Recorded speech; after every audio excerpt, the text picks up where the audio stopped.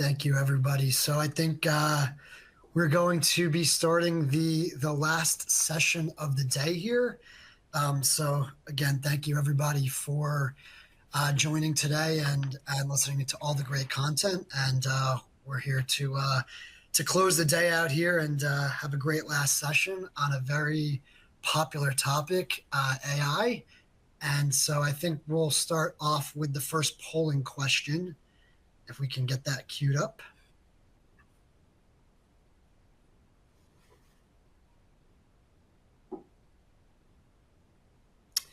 All right, so AI implementation. To what extent has your firm implemented AI technologies across its business and operations?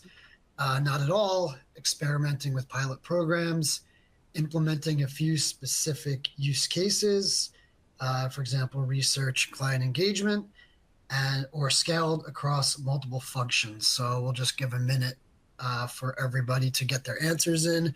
Again, if you need CPE credit, please make sure you are answering these questions to get that credit. So we will give a minute here just for everybody to answer, and then we can go ahead and get started. Great.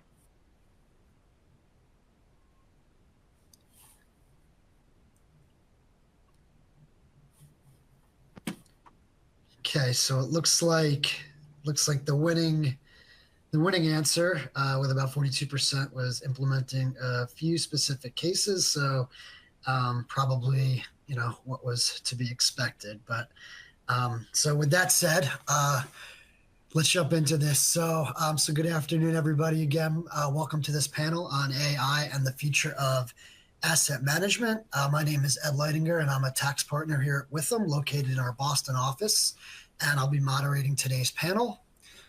So artificial intelligence, it's no longer really a buzzword. It's just kind of becoming the core driver of innovation across financial services. And I think a topic that's currently just being discussed, just about everywhere at every conference you go to. The panels today, a lot of them touched on AI throughout the day. And so, just from portfolio optimization to client engagement, AI promises efficiency, personalization, but also raises critical questions around data quality, ethics, transparency, and regulation. And so today we'll explore how asset managers are navigating these opportunities and challenges and what the future might look like. And so I have the honor today of being joined by Val Orekhov from Withum and Jeremy Tarica from the Forest Road Company. And so with that, let's get started. So I think, Jeremy, let's start with you. I'll give you each a quick little icebreaker question just to kind of kick things off. So Jeremy, one word that best describes AI. Must. I think it's an absolute must that you have to embrace AI and start using it. I think the poll there before, which is actually optimistic in that it kind of nets out to about half people are using it in some way, shape, or form, but still that's half people that are not using it, and they must use it going forward. Otherwise, I think they'll get left behind by the disruption coming from AI tools and the broader technology wave of AI. Yeah, I would agree there. Val, over to you for your one word. I would go with vexing. Just given, again, the fact that everybody out there right now is trying to figure out the proper way of using it for themselves. This is the kind of thing that vendors have not really quite figured out. There aren't really a lot of applications that are all too well adopted. It seems that in the polling, we got about 3/4 of all of the participants doing something with AI right now, which is great. But there's also a lot of there are a lot of stories out there in the market right now around folks not really maximizing the value of their investment. Hence, my original word I was trying to propose, which was vexing again, trying to make sure that those efforts do bear fruit. Mm. Very good, very good. I like those both. All right, so Jeremy, tell us a little bit about what you're doing at Forest Road and sort of how it relates to AI and just kind of everything that you're seeing in in your day to day? Yeah, great. Well, in general, Forest Road is about a 7-year-old investment firm that does a bunch of different things and invests primarily across media, renewables, and digital assets, the crypto space. And so for us as a younger firm, we have the humble reality of we need to do things differently because we're competing against very well capitalized, really competitive other asset management businesses, other big deal making platforms. And so we have to just be honest that, what is our edge in such a competitive environment? And one of the things that we've been really great at over the past year and change, probably 18 months, is embracing AI tools in as many facets of our workflows as possible. And I think in the reality, while we probably spend in general across the business environment, a lot of people speak about AI. Most people are still not using AI, and I don't think AI is as intimidating as people think. I think it's as simple as use ChatGPT or Gemini or Grok, whatever it may be. A lot of these large language models are free to use. I think people should start dabbling with these tools and understanding the power of it, because I think it adds another layer and a thought partner to so many facets of your job. And as an investment firm, I don't want to get too deep right now. We could obviously go into different case studies and use cases, but there are so many ways in which you can use tools for diligence, research, sourcing opportunities, vetting opportunities, connecting with people. There's so many basic tasks that can now be done in conjunction with an AI tool. And it saves, one, a lot of time, which time is probably our most valuable asset. And two, it does a much better job of just humans working alone. And so I think I've said, before, that AI will be the internet moment where if you didn't embrace internet by now, you probably got left behind. I think the same thing will happen with AI. Is if you don't embrace AI in some way, shape, or form, you're probably going to get left behind. Yeah, no, that I think that's a very interesting analogy. I think, right, if you think back to back in the day, if the internet came out and you never got on board, I think, yeah, certainly, you could see that you would be left behind. Val, anything to add, from your side of what you're seeing? What we're seeing out there is folks still taking a lot of time dipping their toe in the water. And I think, to Jeremy's point, the way of getting started there is not that complicated. It's really just about selecting a couple of secure tools. You got to make sure that whatever it is that you're deploying has proper guarantees around privacy for the data that you're putting in there. And then from that point on, it's really just about making sure you bring it into your daily processes. To my earlier point, lots of folks out there don't necessarily need a formal adoption program to start figuring out where the value of bringing AI is into their org. It's really just about making sure that the folks within that company, the employees, feel comfortable using AI internally and bringing that topic up and just letting them have that exploration and just sharing the results. I think it's that first mental shift of you got to get AI from being used below the table, on the table, and being talked about. Yeah, no, I think that's a great point, and sort of similar to what Jeremy was saying as well. Jeremy, can you talk about any sort of specific times where you kind of used AI and were just sort of the aha moment of wow, this has saved me a lot of time, or there was just some amazing ROI on this situation that was all brought together by sort of the use of AI and just mastering that part of the day? Yeah, I think at a very high level, obviously everyone in this webinar has so many different businesses and therefore business needs. And so for our business, it's generally speaking finding attractive investment opportunities. And so when you think about that, you have to find good opportunities.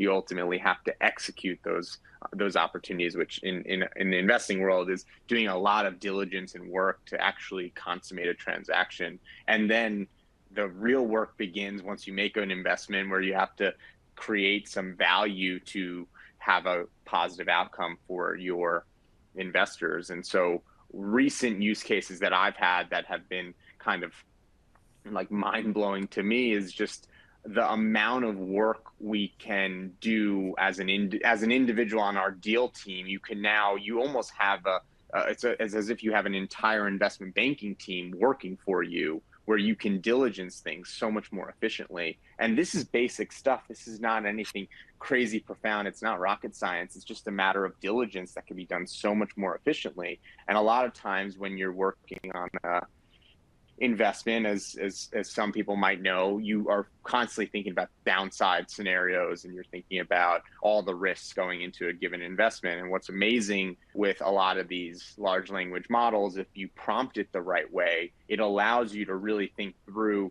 multiple levels of risk. And one of the favorite prompts I've had is kind of working through what I would call like first order, second order, third order, maybe even fourth order effects of a given situation, interest rates going up or down, or what might happen to a business model if X happens or Y happens. And you could really scenario plan and think about different outcomes and how that might impact the company you're investing in, or what the investment strategy might be.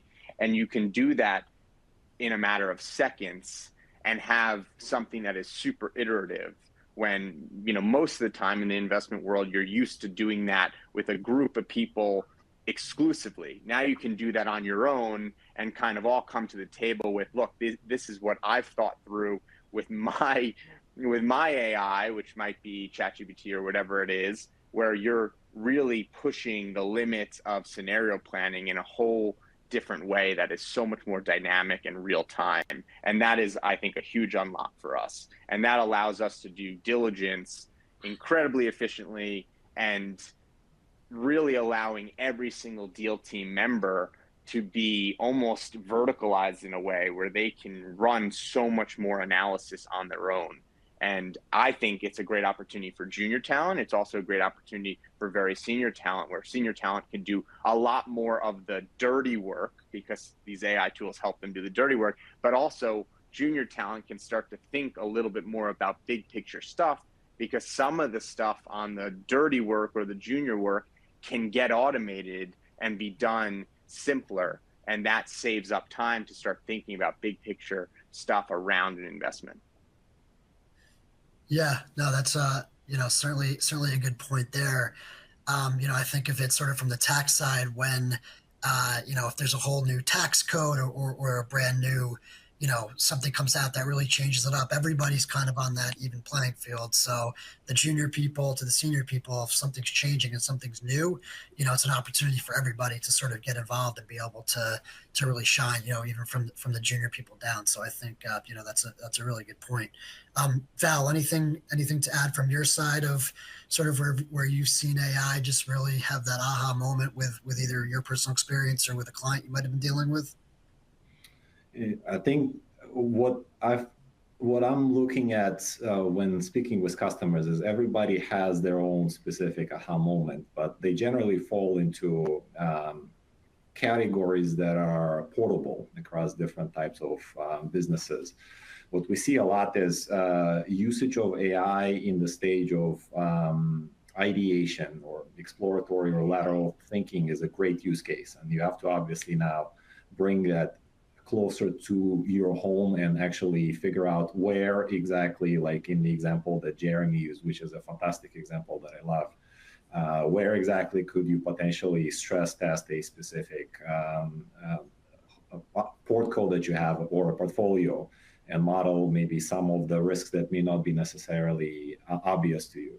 What's an example that's similar to something that you can try in another task? I think that's, we see work very well. Again, in this example, you're not leaning on anything technically complex. The risk of getting some outputs that are potentially wrong is minimal, because you're sitting there reviewing all of the outputs, and what you're looking for is that little grain of gold in the pile of outputs that you're getting, and that's a perfect use case. Mm-hmm. So I think with that said, why don't we move on to the second polling question? All right. So again, if you need CPE, please make sure you are answering these questions. So this is question number 2 for this session. Primary business impact. Where do you believe AI is bringing the most value to your asset management firm? A, improving research and data analysis. B, enhancing marketing, sales, and client communications. C, streamlining back office efficiency and operations. Or D, strengthening risk management and regulatory compliance. And so we'll give another maybe 30 seconds here for everybody to get their answers in. Again, if you need CPE, please make sure you are answering these polling questions. This is the second 1 out of 3 for this last session.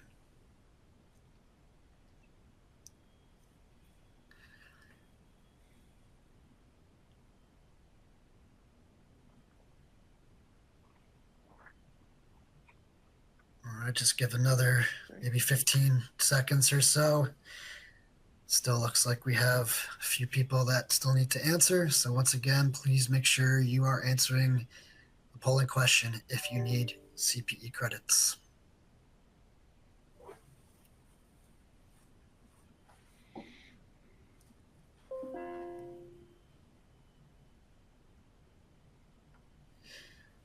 All right, so about 50% of people said improving research and data analysis. And looks like the loser of the bunch was strengthening risk management and regulatory compliance. So potentially it just has probably more to do with our audience versus anything else. But nonetheless, those are our results. All right. So I mean, I so think yes, me, that my only thing I would call out there is I think that is because that's the easiest thing to do right now.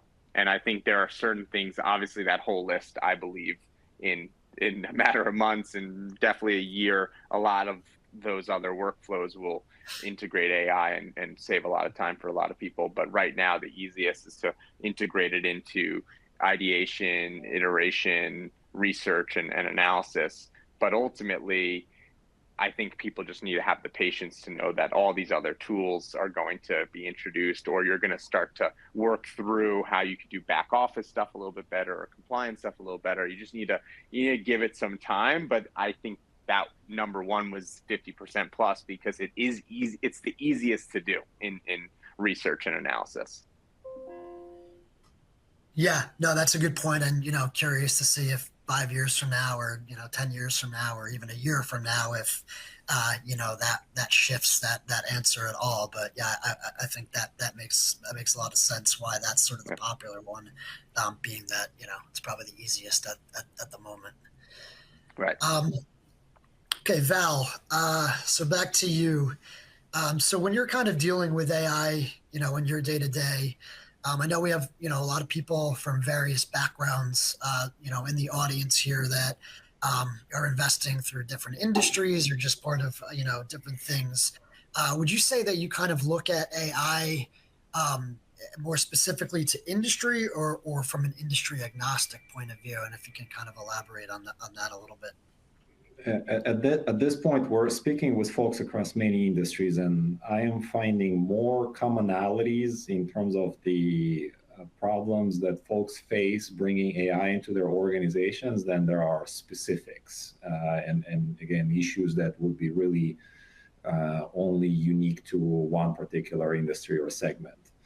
What we see, again, a lot at this point in time is, folks trying to find those scenarios. We just saw that in the polling. Some of this is easy to do just with the chatbots.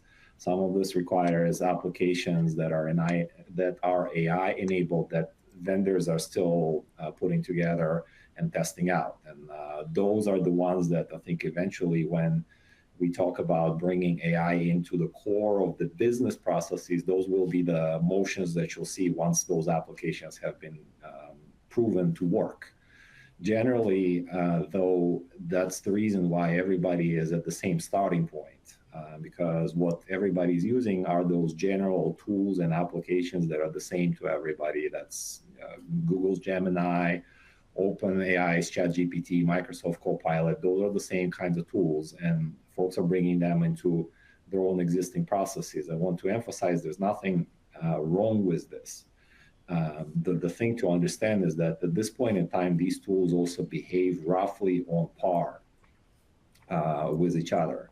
So this is not really about selecting the best tool. You're not buying software. You're not proving out that software is going to work for you, because a lot of this is really still exploratory type phase conversations. There's no fit for purpose conversations, because the purpose itself is being written every day. I'm sure Jeremy would agree with the same notion. And so what differs with respect to someone's success in adopting AI, again, is not buying OpenAI versus Google. It's what kind of internal processes do we have internally? What kind of environment have we created that encourages this experimentation, that actually helps folks find these examples? And in that, I want to say everybody is more similar than different at this point in time. Gotcha. No, it's very, very interesting, right? Because, there's certain things certainly in our world that are very, focused, industry focused, and, seemingly, from your point of view and what you're seeing, and, how you're using AI, that, industry agnostic at the moment, and similar problems and similar, successes across the board. So, interesting to see that. I guess, Jeremy, over to you. So like anything else, right? People spend money on certain things, whether it's, spending money on going to conferences or other sort of things. So people are, spending money on AI and products of AI.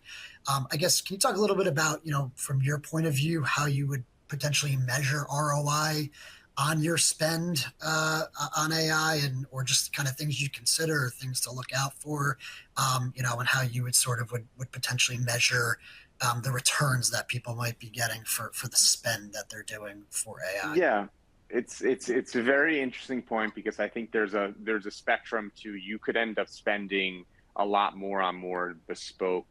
Like one of the things that we were, as an example, we're thinking about, is there a way that we, essentially build our own for our decks and a lot of the things that we do, investment memos, investment materials, could we automate that process for some of our financial modeling? Could we create things? And that ultimately would have been something that we're still considering would be a more significant spend versus a ChatGPT enterprise license for the entire company, which on a relative basis is not very expensive. So when you think about the spectrum, like, you could probably spend a lot more, and obviously you'd have to think about the ROI there, maybe a little bit more thoughtfully. I think on the low end of, like, the barrier to entry, it's pretty low. I mean, it's not incredibly expensive stuff. And I think the way you have to measure that return is how much time it's saving your existing people and how effective it's making your existing people. In the case of Forest Road, obviously I can't speak for other companies, but I've heard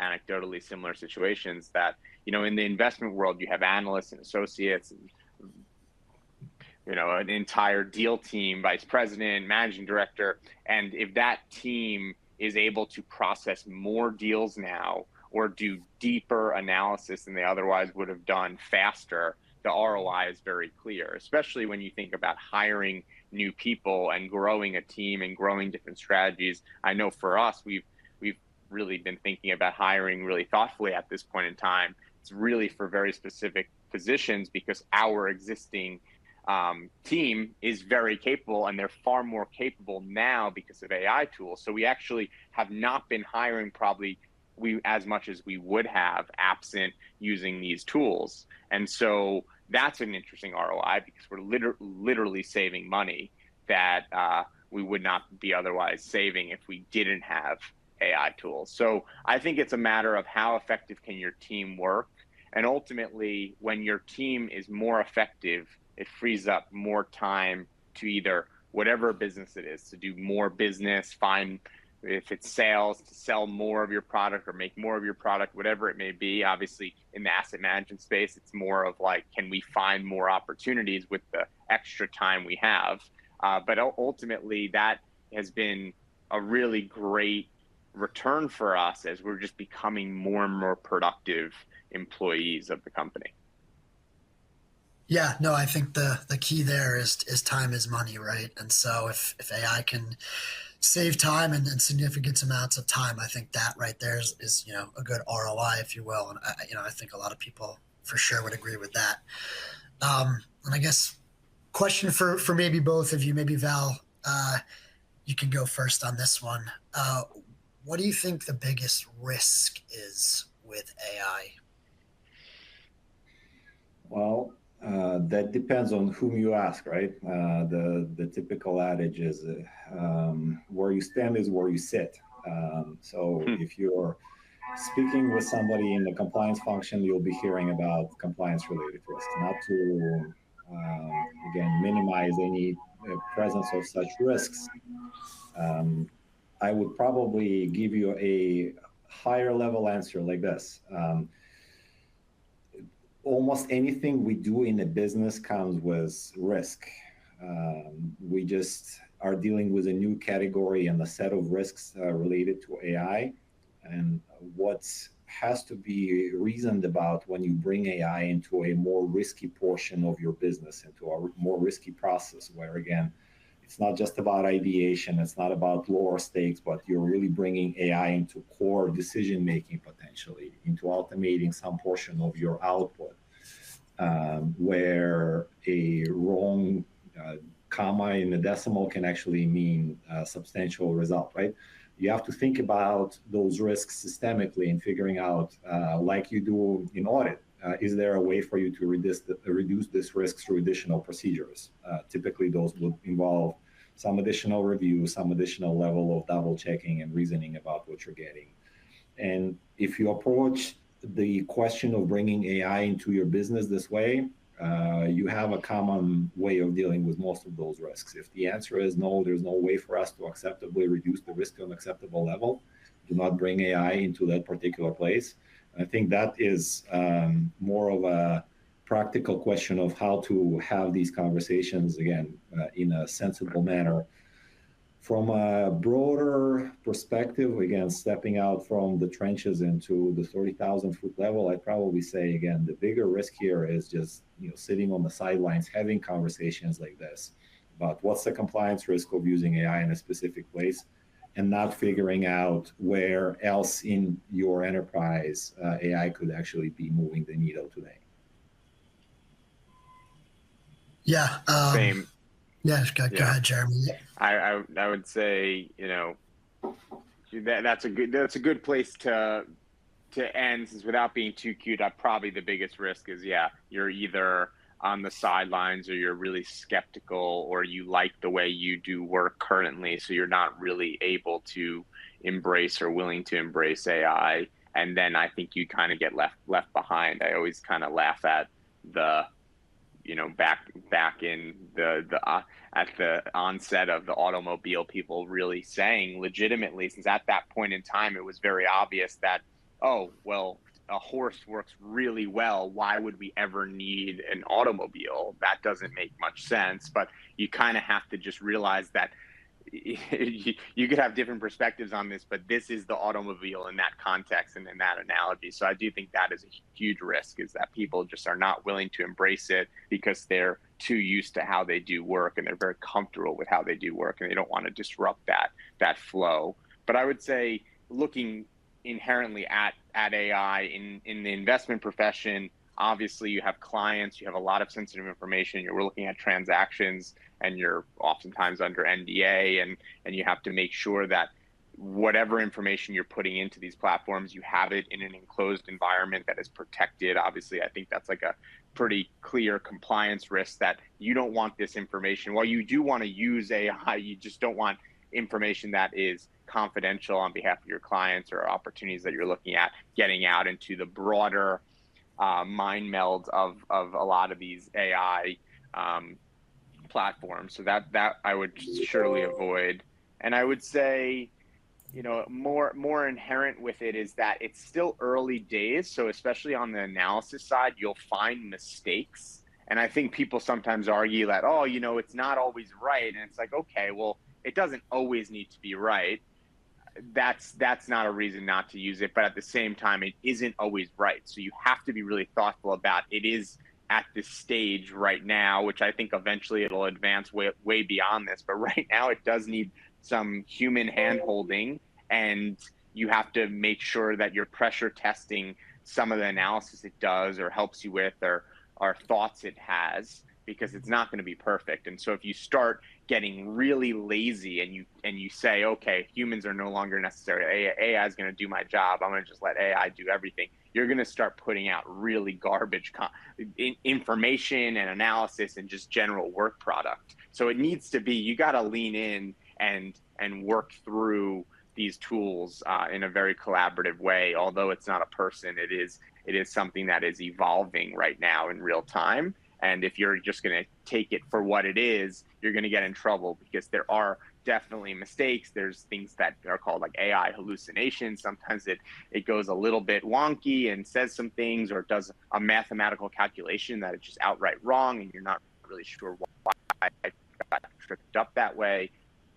But you just trust it as the source of truth going forward. But again, it does the right thing 99% of the time and can help you a long way to get to the work goals that you have. All right. With that said, let's move to the third and final polling question of the session. So key barriers to adoption. What is the biggest challenge your firm faces in adopting or expanding its use of AI? A, regulatory and compliance hurdles. B, concerns over data privacy, accuracy, and bias. C, lack of internal knowledge or skilled talent. D, inadequate infrastructure and data availability. So while we give everyone a chance to answer this third and final question, again, if you need CPE, please make sure you are answering this third and final CPE question. As we're kind of coming to a close here for the end of the session and end of the day, any final thoughts to leave the audience with?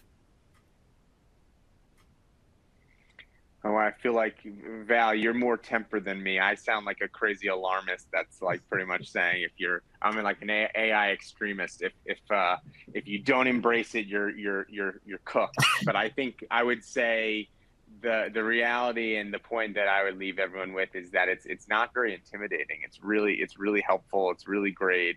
And when you think of something like a Google search, and not to talk about any specific platforms, but Gemini with Google, and there's a bunch of different platforms that I do think are marginally very similar to each other and very competitive with each other. But it is like a whole new level of search. It's similar to when Google came out and everyone was mind blown that you could find all these links to all these different websites. Now it's taking a step further where it's really grabbing information for you. And I think that's where everyone should start. And then once you take that on ramp, I think you'll find things that you can do, whether it's back office or compliance or whatever it may be, whether it's marketing related, external, even cute things. Sometimes a lot of our pictures on our website for our personnel actually are AI generated cool pictures of each other instead of doing boring headshots. So there's funky AI tools that you could use for all sorts of things, and you just have to start experimenting. And I actually think you'll have a huge leg up once you start experimenting. Val, anything to add there to close out? From my side, I think Jeremy and I actually agree on most all of the points. You cannot afford to sit on the sidelines. You need to get started. Starting is not that complicated. You have to shoot to create a culture that welcomes this kind of experimentation, and that's the job as a leader, to make sure that those tools are brought into the company in a safe and, again, acceptable enough usage with guardrails where you're comfortable with with folks going out and trying things. This is the first level of adoption you're shooting to get. Folks, again, looking to make themselves more efficient with the things that they do. As Jerry mentioned, and this does then lead to quite quantifiable ROI savings. And one point to mention on the ROI, there's a lot of discourse right now in the community that to bring AI in, you need new ROI metrics. I think my contention to this is no, you actually have everything already in place. If you're seeing increased efficiency, you should be seeing that in your core function metrics, like the time it takes you to close a new deal, for instance. So the imperative to change is there. If that's not something that we're going to do, then certainly the competition is going to try, and I think it's incumbent on all of us to try to make that work. All right, yeah, no, very good points, and I think just to close this out here, it seems like 42% said concerns over data privacy, which I know we mentioned as sort of one of the big risks. So I think that's certainly top of people's minds, when using AI. All right, well, Jeremy, Val, thank you so much for joining me today on this session on AI. Very good stuff, and looking forward to seeing how AI shapes our future. So I just want to thank everyone in general in the audience who joined our session today and joined all the other sessions. Hopefully you got a lot out of it. I think we had some great content throughout the day. And just a reminder to fill out the survey so that we can see your thoughts and improve going forward for next year. So please let us know on the survey if you could take a minute to fill that out so we can continue to get better and look forward to seeing everybody next year on the 5th annual FS Symposium. So with that, thank you everybody and have a great rest of the day. Amazing. Thank you guys. Thanks everyone. Thank you.